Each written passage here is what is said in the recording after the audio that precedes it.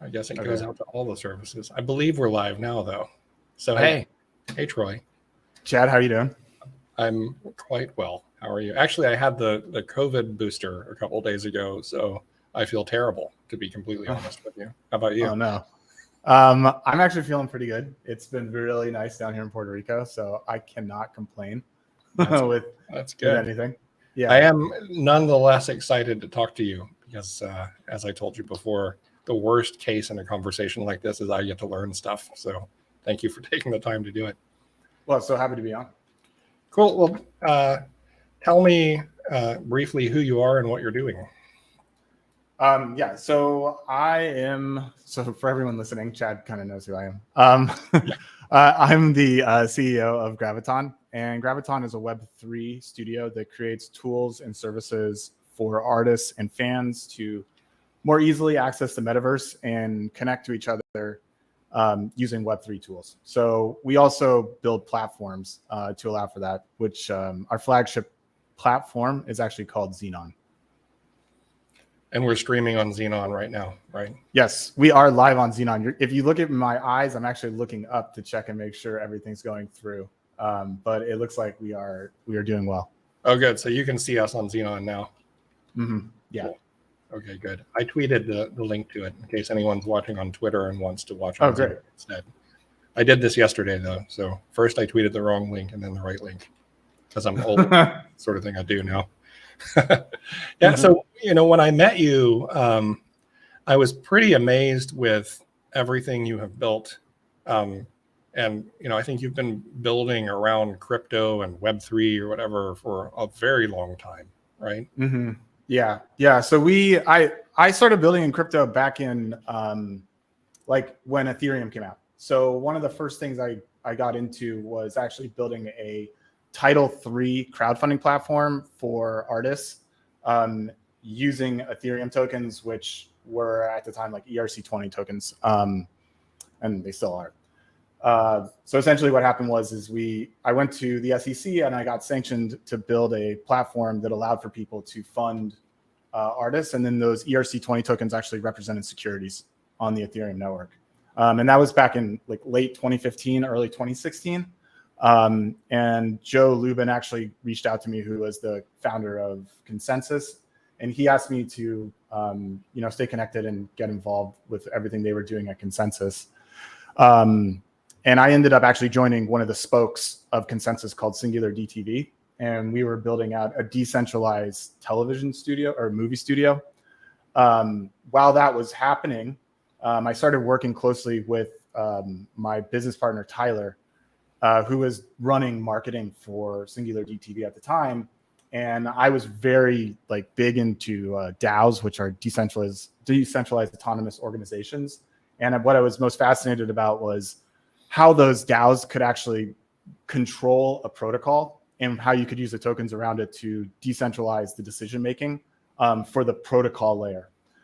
And he came to me and said, I've got an idea for a DeFi protocol. Do you think we could use a DAO to control it? And I was like, yeah, it's like the perfect thing to do. And this was in the middle of DeFi summer. So I left Singular DTV, and then we went off and started a DeFi protocol called Barnbridge. And I want to say this was in the middle of 2020. Mm-hmm. And so as literally right in the middle of DeFi summer then. Yeah, right in the middle of it. I mean, we were on calls late at night, just figuring out where we could find the best yield and everything. And he came to me literally, he was like, I actually have an idea for one of these. What do you think? And I'm like, let's do it. Because the market was obviously very hot for DeFi protocols at the time. And in the process of doing that, we also got really involved into the non-fungible token scene. And we launched another protocol called Universe, which was at the time supposed aiming to be a decentralized OpenSea.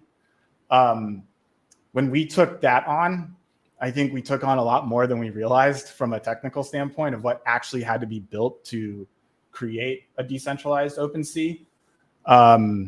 But it did finally get launched literally yesterday. It's been a it's been a wild ride trying to get that whole thing done. But but the marketplace does exist and it runs fully.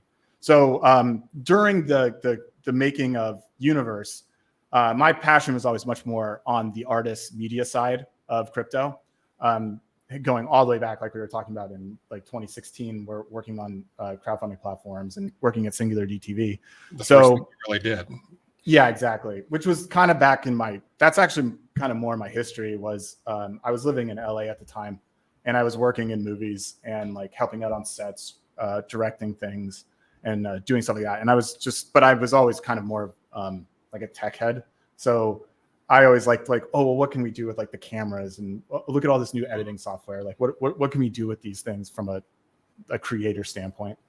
And so what happened is I was like, I think there's a lot of good ideas that are out there, but we need the tool sets to allow for artists to easily access Web3 infrastructure. And Graviton kind of started as that idea was, okay, well, someone's got to build the tools.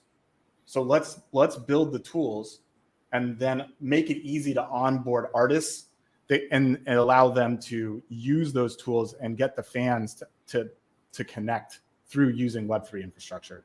Mm-hmm.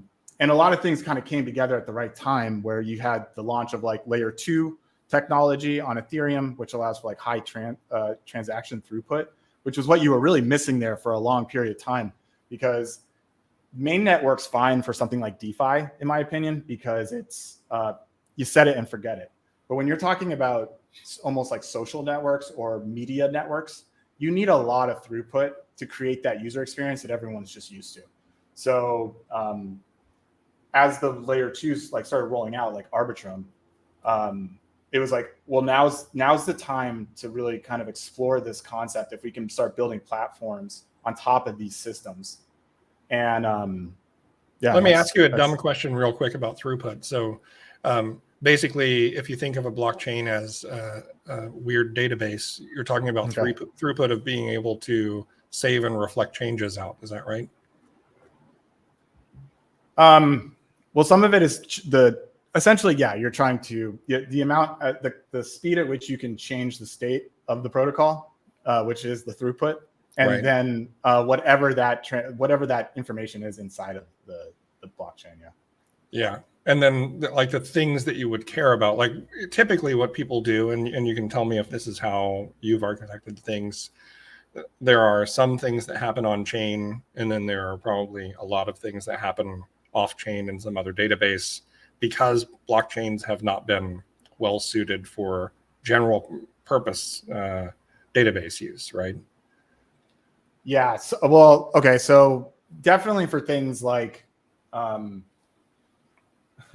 you don't want to put all your information on chain, right? Right. So the way we've architected like the tech stack at Xenon, which is our like Web3 media platform, it uses like inside of our tech stack, we actually use multiple different decentralized protocols inside of it. So the things that we need that allow for us to like use those blockchain rails to connect fans and artists together, those live inside of there. So here's a good example. We use the live peer protocol, which is a transcoding protocol inside of our tech stack. And then what we do is we build a really nice front end around that protocol. And then we can dive a little deeper into like exactly like what we actually offer on our side that provide access into the live peer network, which I think is pretty interesting. So what the live peer network does is it takes a bunch of different orchestrators, which are essentially pools of transcoders, just like a bunch of GPUs connected. And that essentially is a node on the live peer network. We run our own orchestrator that the Xenon application points at. So our orchestrator, you can actually go in there, you can stake LPT, which is the token of live peer, in our orchestrator. And then as the platform grows in use, you'll actually get more rewards of ETH and LPT because there'll be more people using our platform. So it becomes like this flywheel of an economy of how early people on the platform actually get rewarded to like evangelize the platform, even though it's still a centralized company.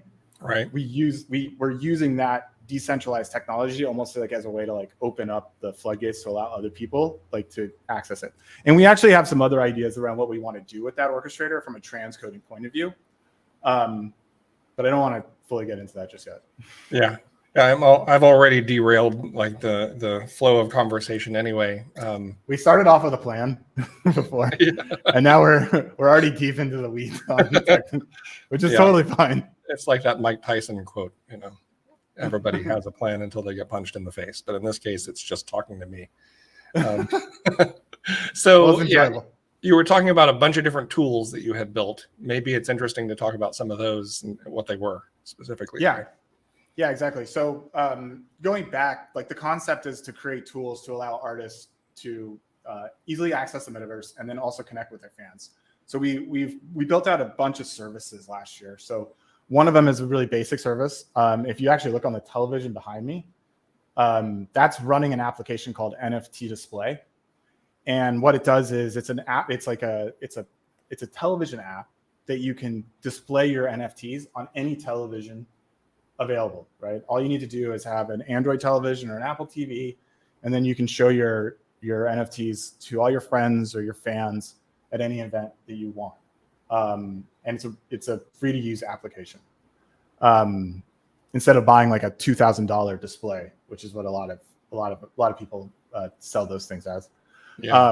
And it's literally an Android and an iOS app that use the Apple TV and Android TV APIs. Yeah, exactly. And then we have a like a dashboard. If you go to graviton.xyz, you can launch the Web3 app, and then on that dashboard, you create your playlist, and then you put the code into the application, and then you just have your NFTs displayed wherever you need them. So I like using it just because it actually just came out of like a need for me wanting to be able to display my NFTs for cheap. And it was like, why is there no like app that does this really easily? Then the other thing that we built is this thing called NFT embed. So NFT embed allows for people to literally embed an NFT marketplace into a website with full wallet functionality. So you don't need to know any coding or like technical ability to do this. You just can take the iframe code, put it in the HTML of your website, and it pops up like a widget. And then there's a connect wallet functionality.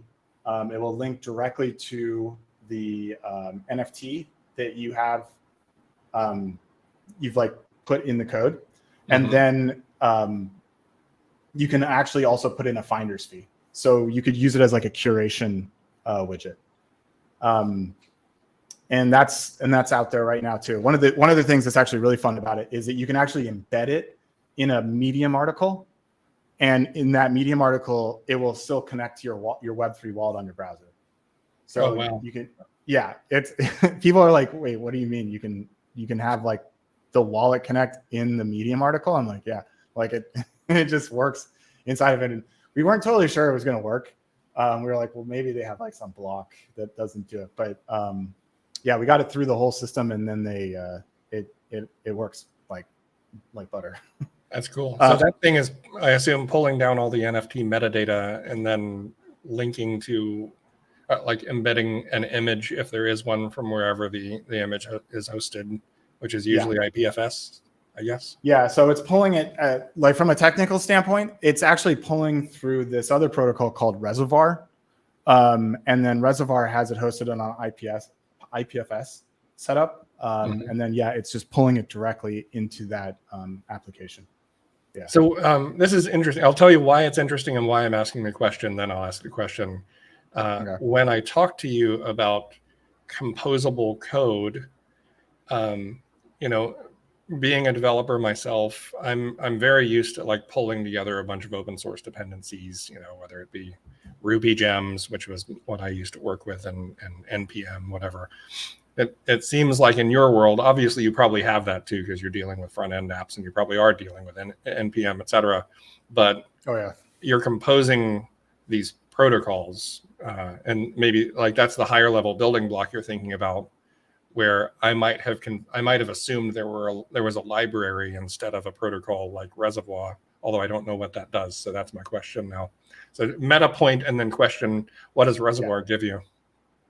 So Reservoir actually operates as a protocol that pulls in the different NFT marketplaces. So if you think about the way NFT marketplaces all operate, right? They all kind of operate as an island, like inside of themselves. So that each marketplace you go on is its own contract. So Universe has their own marketplace contracts that then connect to the DAO.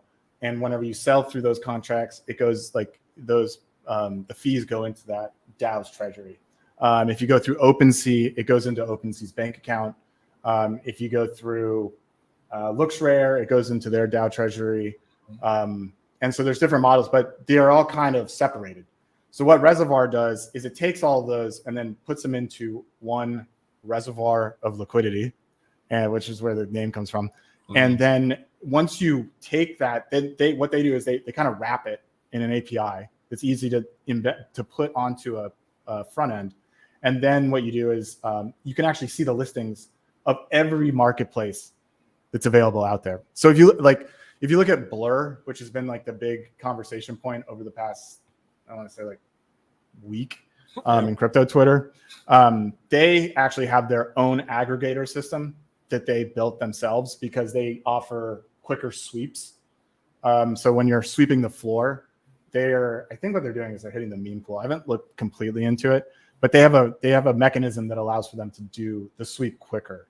And so, and they have this. For people who don't know what sweeping the floor means, maybe not quite NFT nerdy as you and I. Yeah. So, okay. So, I'm sorry. I know I'm jumping like as if everyone knows. No, that's me. That's my fault. Always. So so for a collection, which is a contract that when you mint an NFT, it's connected to a contract, which is the collection. And that collection then has a floor price. So even if the NFT, there might be a rare NFT in that collection, there's a bunch of NFTs that are not rare. And that bottom layer is called the floor. And there's usually a price point, or there is almost always a price point for those bottom tier NFTs. And that's when, if you go and look up, what is the floor price of this NFT collection? It lists what that floor price is. And then people pay up a lot, in some cases, for NFTs that are part of a collection that are more rare. And that rarity is like it comes from the different traits that are connected to that NFT. Right. Like you might have a flaming head on your owl, as is the case with my moonbird that I got. There you go. Yeah, exactly. Yeah. And that's a great trait. I have that on my moonbird too. Oh, nice. Yeah. So I didn't know you were part of the flock. Well, I don't claim to be part of the flock, but it's a secret. Okay. Well, used to be not so much anymore. I'm gonna put this on Twitter and let everyone know. So sweeping the floor means buying at the floor, I guess often as many as possible at the floor price of a collection. Yeah. So some value will accrue. Exactly. So like what you'll see collectors come in and literally buy like 10 of the floor price NFTs, expecting the price to go up. And then so they sweep all those into their bag.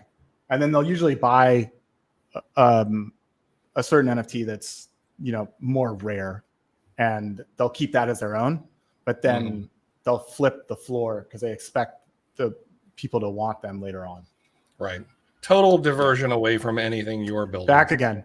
Yeah, totally. Well, not really. I mean, like we covered earlier, Universe is one of my babies. So, but that's that's a protocol, so everyone can come in and build on top of that. But yeah, I spend a lot of time thinking about it. And NFTs do actually, like in NFT torrent, like we use NFTs as a way to connect torrents into NFTs. And so trading those, you need a marketplace and other things like that. So it's not that far away, but this is kind of interesting stuff for people who are, if they're curious about getting into NFTs in any way, this is like the basics. Yeah. So let's pop the stack. Is it the right time to talk about NFT torrent then?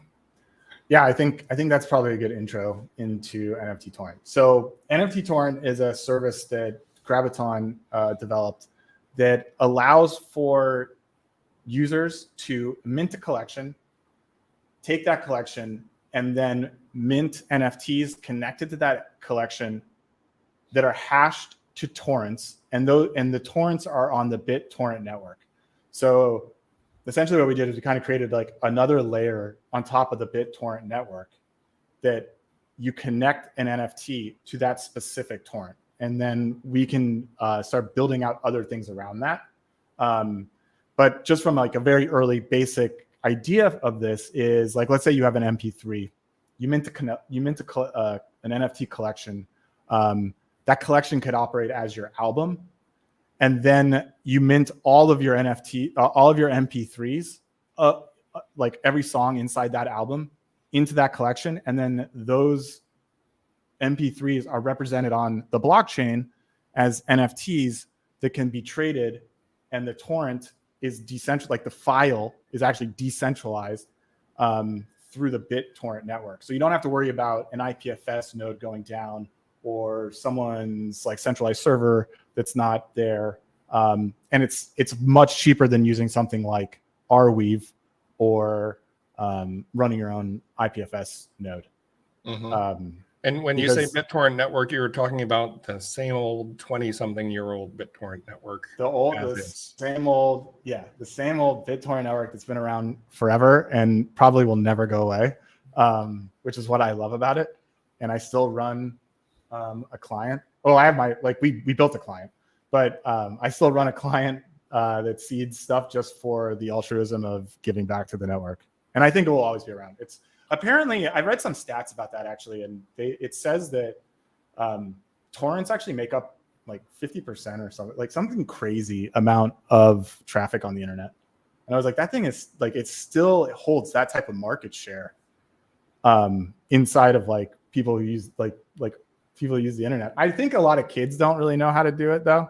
And so hopefully like with NFT torrent, what's really cool is you can actually attach your wallet address or attach your wallet to our system. And then if you're seeding those NFT torrents, you can get XYZ royalties for those torrents. So if like, let's say someone trades that NFT, you'll actually get paid for seeding those into the network. So you have an incentivized BitTorrent, an incentivized layer on top of the BitTorrent network. Yeah, exactly. Yeah. So instead of like redoing the whole BitTorrent network, what we did was we just added that kind of extra layer on top that says, okay, well, you're doing something here. These things can actually be traded for capital in some way. You should get rewarded. So all we have to do is just hash this directly to an NFT. Yeah. And then it's because like blockchain essentially is just like it's a big ledger. So you can do all the tracking in a decentralized manner. Yeah. Yeah. So with BitTorrent, the way it works is someone has to seed a file, like it has to exist on the network, obviously, right? Someone has to seed it, and ideally many people are seeding it. Yeah, exactly. So Graviton runs a torrent tracker. So we built like a bespoke torrent tracker that also monitors the wallets that are connected. And then we have like our own custom built client that has the wallet connect inside of it. And so that's the one big difference, is that our torrent tracker also tracks your wallet and how much you've been uploading or seeding those torrents into the network. So as long as you're seeding, we're tracking that, and then we're tracking your wallet. And then if those things are paid, you get or bought or sold, or we have some other ideas on how to use it, but if they're bought or sold right now, is then you'll get a royalty for doing that based on what we're tracking. Yeah, and that's running like right now. When you said XYZ royalties, you mean from Universe? Is that right? Yeah. Sorry. So the token that is attached to the Universe NFT marketplace protocol is the XYZ token. and you have to have a certain amount of XYZ staked in the DAO for your seeding client to be verified and linked to be eligible for royalties. And the reason for that is because anyone could just spin up 1 million clients and then seed and then just like rob the system. So by using the digital scarcity of blockchain, we're able to actually put a cap inside of that, because people can't just like spin up a ton of nodes unless you've got like a lot of capital. And if they do that, then there's other ways to mitigate it. Yeah, this is interesting because it occurs to me that there is very little that is NFT specific about NFT torrent. The royalty piece is obviously important because that's how you're incentivized to seed things, but you really have built the rails of an incentivized distributed file serving network on top of age-old BitTorrent. Yeah, that was really the goal. Like a lot of what it was around was it's like, okay, well, we have all this really cool infrastructure that's been built in the Web3 world. How can we use that in new ways instead of like outside of just flipping JPEGs, right? And then there's this kind of age-old decentralized file storage service that people are still using to this day, altruistically. Well, how can we take that Web3 world and not reinvent the wheel, but kind of put it on top and then allow for those two worlds to live together in kind of a symbiotic world? Because like you can still use torrents any way you want, and you can still use Web3 any way you want, but then we kind of marry them together in one way and take the best parts of each and then see if we can find like this symbiotic relationship. Yeah. And there's a lot of other things that we can do with it. Like, for example, BitTorrent has a built-in encryption system, which means, I don't know if I want to explain all this, but this is just, yeah. But essentially what we can do is we can actually encrypt the torrent and then make sure that people have to pay to get that key, right? So right now the system is just running like if you have to trade it. But if we get to the point where, let's say that song is encrypted and someone wants to play it, well then they have to pay to unencrypt it, and that payment will go through Web3 rails, and everyone seeding that file will get paid for when people unencrypt it. And that's actually a very good segue into the media platform. All right. It's as if this is how you built it. Yeah, it's almost like this was the plan from the get-go. Yeah. So Xenon. So those are kind of the tools that Graviton built, and they are not. How to describe this? They're not like super consumer polished, right? Like I would say NFT embed is actually very consumer polished. It's actually a great experience. If you know a little technical knowledge, you can spin it up and get it going. NFT torrent needs a little bit more work in the sense of just allowing people to really easily come in and do it, but it's very polished. We just launched NFT marketplace like 2 days ago on there. But where the real focus is in Xenon, and Xenon is a consumer-facing product, and so it comes with a very polished UI, and we're kind of adding all the bells and whistles around it to allow for anyone, even if you don't have Web3 knowledge, to come in and use it. And we're working with another company called Privy, which Chad, I'm sure you're very well aware of. Shout out to Privy. They're amazing. Yeah, they've been on this live stream thing before, actually. Okay, perfect. Yeah. So maybe all the fans on this know exactly what I'm talking about. But the many fans, yes. I feel like we've got a lot. We actually have 18 viewers on Xenon right now. So shout out to all the 8 Xenon viewers. Hey, Xenon friends. Now's your time to hear about the platform you're using right now. What Xenon does is it takes the decentralized infrastructure rails from Web3, and it puts them into a very polished UI or platform that fans can come in and use, and artists very easily. So it feels very much like a Web2 experience, but you're using Web3 infrastructure under the hood. And like we were talking a little bit earlier about live peer transcoding protocol. We have no centralized protocol system part of Xenon, right? We have an orchestrator that orchestrates the transcoding, that everything that goes through live Xenon is then sent into the live peer network. Like right now, this is being sent into live peer. It's transcoding on our orchestrator. And then anyone who's actually staked in our orchestrator is getting paid to be part of our orchestrator. So someone's getting paid for helping with this right now. Yeah, right now, anyone who's staked in our orchestrator is actually making money.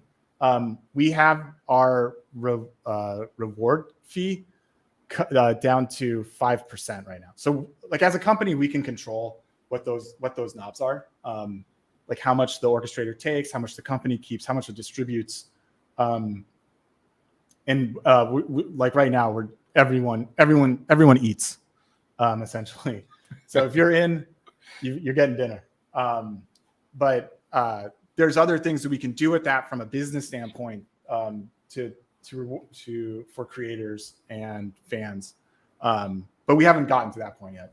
Right now, it's really about building out like a really nice front end, very polished experience so people who are, Web 2 and have no idea how to use Web 3 are going to easily be able to come on and use it how they need to. And then also, if you're a Web 3 person and you know what you're doing, have at it. You're going to have a great time because the infrastructure is slick.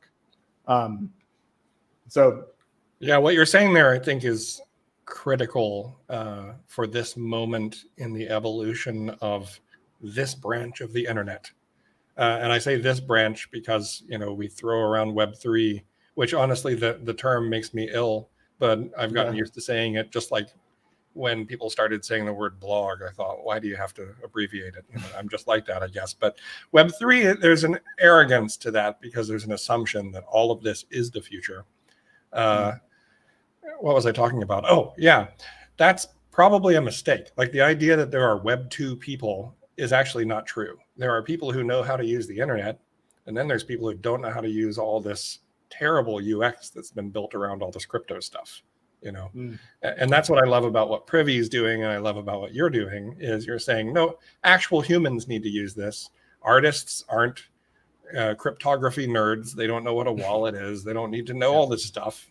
And their fans don't either. And like there are so many lessons that we've known since the late 90s on the web about like number of clicks involved to do something, and audience engagement, and drop off on cart abandonment and all this other stuff that we just absolutely ignore because we have not been focused enough on UX in this Web3 world.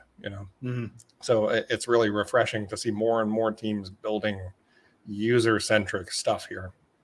Yeah, I mean, I think I totally agree with that. If we're going to get to that next million users or billion users, in my opinion, like we kind of have to get to 1 billion at this point into like using crypto infrastructure.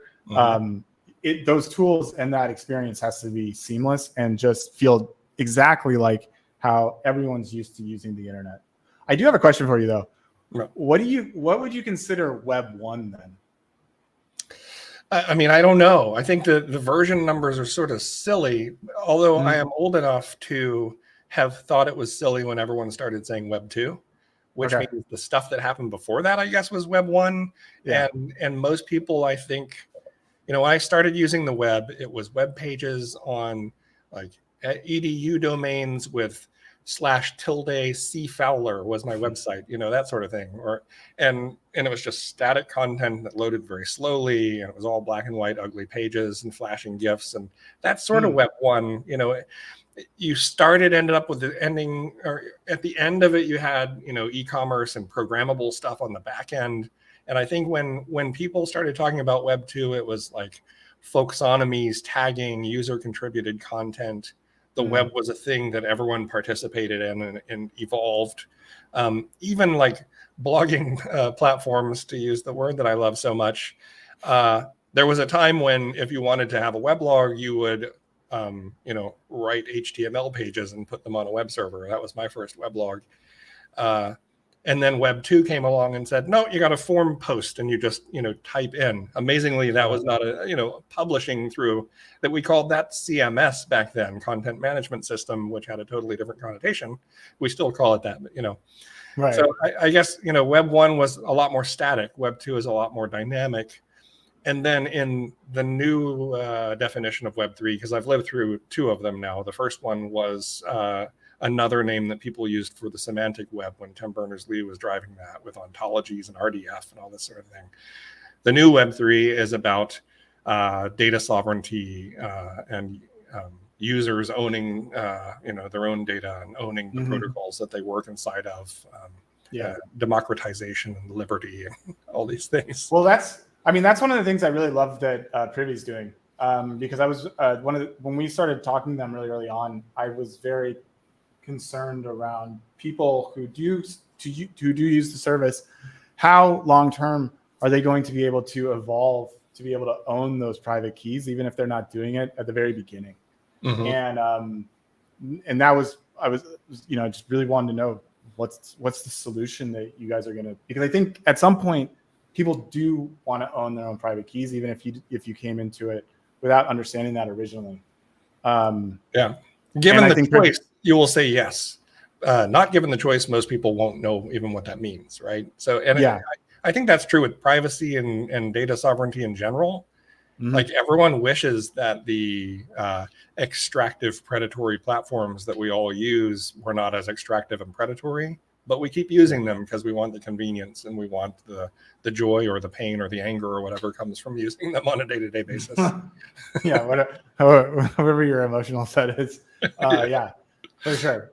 But the fact that they're able to, through using Privy, they can educate themselves and then actually get those keys and everything long term. I think that's where I was very much like, okay, that's a really usable product for people.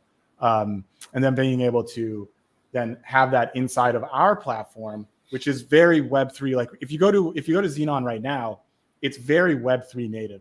You have to connect your wallet. Your wallet is attached to your profile, and then we use like the credit system. It uses DAI, which is a decentralized payment stablecoin from MakerDAO. It runs on top of Arbitrum. You have to know how to get to Arbitrum.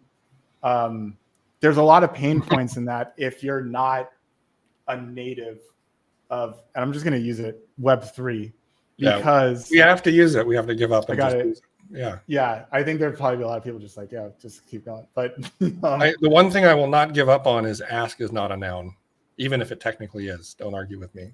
I'm never going to give up on that one. I'll let you have that. I'm not gonna go for it. But yeah, so like all those things I just rattled off, you know exactly what I'm talking about. But for anyone who's coming into the space and trying to even get to that place to be able to use it, it's just astronomically confusing.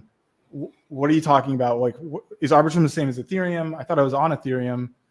How do I have to have Ethereum on Ethereum, and then I have to bridge it over. Like it's all very confusing.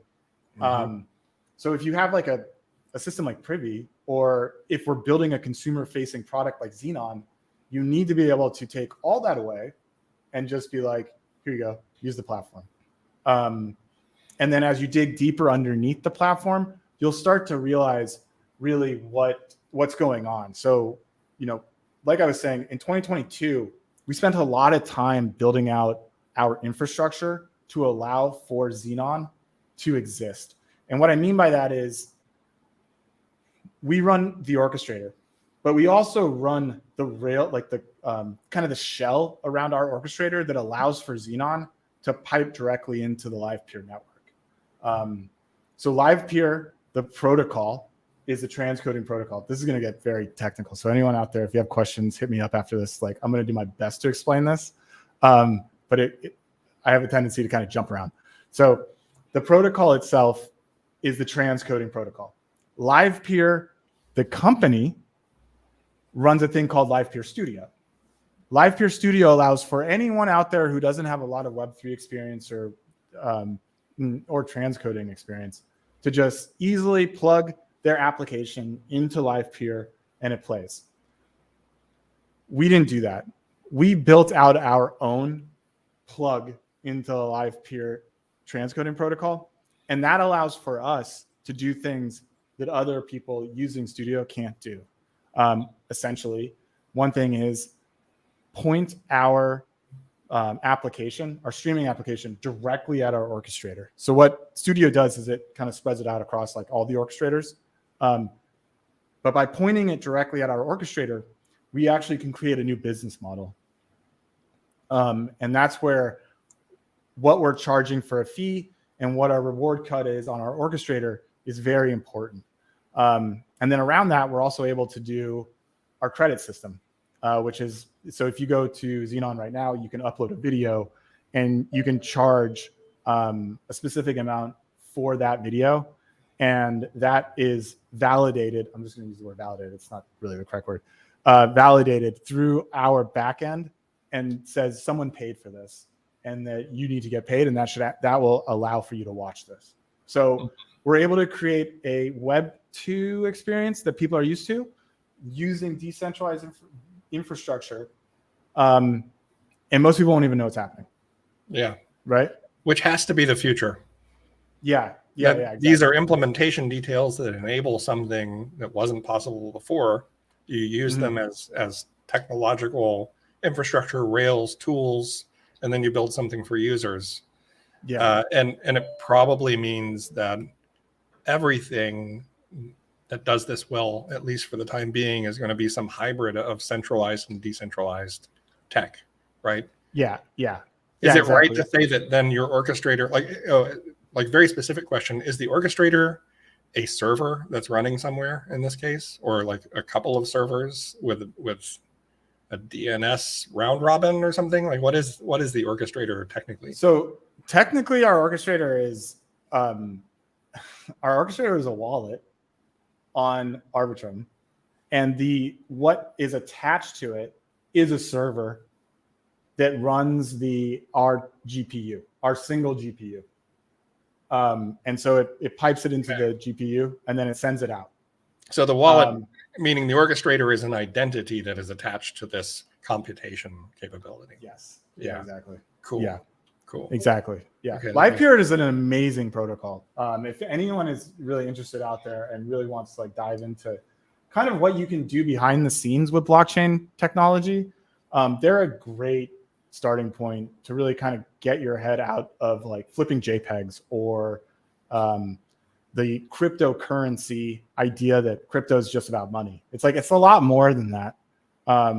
And LivePeer has done just an amazing job of kind of showing that off to the world, in my opinion. I've been a huge fan of them for a long, long time. They needed to get on to a layer 2. So I got really interested in LivePeer back in maybe I want to say 2019. And the thing was that it ran on mainnet, and because the price of mainnet is always so high, it was kind of impossible to build out what I really wanted to build, which is Xenon. And so when they moved to layer 2 to Arbitrum, it was like, okay, we actually can really do this at a price point because you have to pay the orchestrator. And if you don't have a lot coming through and you're just paying the orchestrator for all the transcoding, like doing like streaming payments for transcoding, you can't do that on mainnet or you'll bankrupt the company because the gas fees are so high. But as soon as you get it into a layer 2 that has the high throughput, like we were talking about at the very beginning of this, then you can actually implement that business model. And so when they moved there, it was like, let's start testing business models because I think we're at a place where we can do that now. And there is a trade-off I'm interested to get your opinion on, at least as far as I understand it. You move off into Arbitrum or another layer 2, and I'm not picking on Arbitrum. Now you have the throughput and with it reduced cost of the transactions, so it's affordable to just do stuff and it's sort of trivial, right? But now you're also in this ecosystem that's an island that's difficult for people to get to. Am I right so far, you think? Is that a trade-off in your mind? It kind of depends on how you look at where like blockchain goes, right? Like I think that Ethereum is probably going to be the settlement layer that Arbitrum and all these other layer 2s use as security. Mm-hmm. And the transaction costs on mainnet are probably going to go astronomically high to the point where like no one would use it. Like when I'm talking about, yeah, like no person, because those layer 2s are going to be injecting so much transaction volume into that base layer that the price to actually operate on mainnet will probably cost you, just to do a simple transaction, will be thousands of dollars. But the volume that those layer 2s are doing in revenue will easily pay that base layer and it will be operational. Like it will make economic sense for them to do it because they have everything happening. And then you'll have cross layer 2 communication. And there's a lot of work going into that. Like even today, Coinbase announced that they're releasing their layer 2 called Base, which is a roll-up using the Optimism tech stack.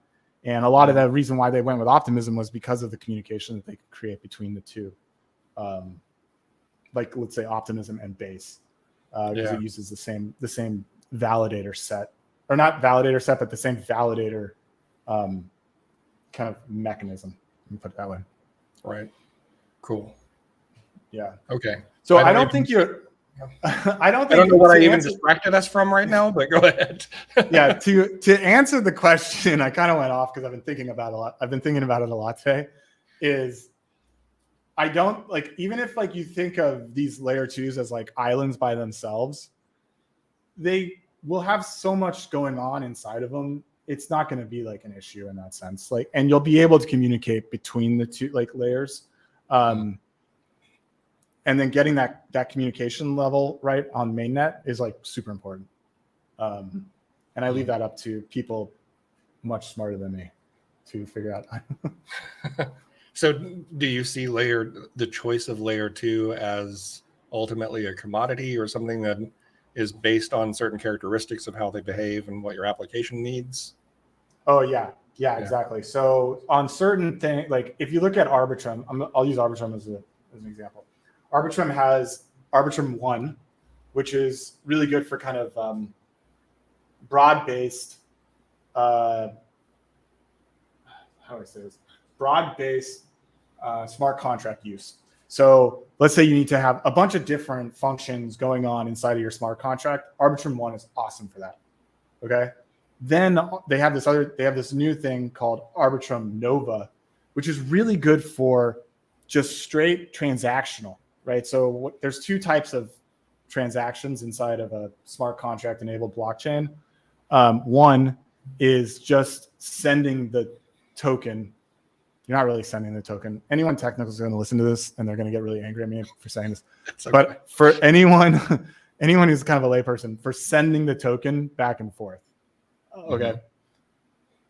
The other one is an actual function, right? So that's what the smart contract really does, is you can put a function inside of a smart contract, which changes the state. Mm-hmm. That is a different type of transaction. And so that's really great for Arbitrum 1. What Arbitrum Nova does is it then takes, if you just need something like payment rails inside of Arbitrum 1's awesome, or Arbitrum Nova is awesome for that. And so there's different kind of like feature sets for each one. Like, well, what do you need to facilitate on your for your smart contracts that you're using on this one specifically, and then what do you need for your smart contracts over here to do specifically? And as a company, we have to make decisions saying like, well, like long term, are we going to have to switch over our payment rails onto Arbitrum Nova? We're not near there. That's a good problem to have, which means because there's be a ton of people using these layer 2s. And then, but as like, because we're kind of like abstracted above the protocol and we're the company, and we're building the systems into these decentralized networks. We have to stay abreast of everything going on, and then make business decisions according to like where we should be putting the resources, and if we need to switch over, are we going to save money by doing that? And like other business decisions like that. Yeah, that's interesting. So is this all possible, or at least less of a point of concern, because of EVM compatibility, like the EVM as a base level standard? So I assume if you're talking about incompatible chains, the question becomes like totally different, and it would be huge upheaval. And so there's a lot of there's definitely a lot of work that's gone into cross chain that are not compatible, right? One of the things that's really nice though about layer 2s that are EVM compatible, or any chain that's EVM compatible, it allows for direct communication pretty much. Even if the finalization of the state isn't on Ethereum itself. Right. So you can easily kind of go back and forth between those because it's still happening through the same language or compile, right? I mean, you understand this. I'm trying to make it so it's maybe a little more layman, but it can be technical. You can say the real word if you want to. But yeah, so it's compiling, right? So that way they can understand each other. Yeah. And I think it's to go back though, there's been a lot of work that's gone into figuring out ways to do almost like layer zeros. And there's a company called Layer Zero that does this, where it's below the layer ones, and you can put it in there and it'll show up on the other chain, even if they're not compatible. I think Thorchain does that too. I don't know a lot about Thorchain, but people talk to me about it a lot, and it sounds like it kind of does that in a decentralized way. So like even trying to get Bitcoin into Ethereum is really tough, right? Because you have to have a wrapper, which then there's security over there. And, in my opinion, the things about blockchain that are great are, one, digital scarcity. And then two, there's no centralized system that I have to trust. It's the trustlessness of it, right? Those two things really allow for us to do new businesses on using those technologies inside of our tech stack. And whenever I have to turn that over, I don't like it. Really interested when you were talking about LivePeer. You have LivePeer, the company, with LivePeer Studio. You have LivePeer, the protocol. You decided to do something that sort of competes with LivePeer Studio, but not really, I guess. You're using the protocol. I mean, we're still using their protocol. So it's not LivePeer, the company. Like you're using the protocol. You could directly compete with LivePeer, the company, and still use their protocol and never ask them, right? Never talk to them. Yeah, I mean, essentially, yes. I just wonder if Doug's watching. Doug's the CEO and founder of LivePeer. So I wonder if he's watching this right now. But LivePeer Studio, what it does though is it's a really easy way to onboard any application out there into the transcoding system. We actually started building and testing a lot of this before that was available. And so we had already gone so far. It was like, we're not finished. Like, we've already done so much here. Like, we're going to finish this. Well, you're also building something that's like custom made for a specific purpose. And yes. I assume they are not. They're building something that is for general purpose.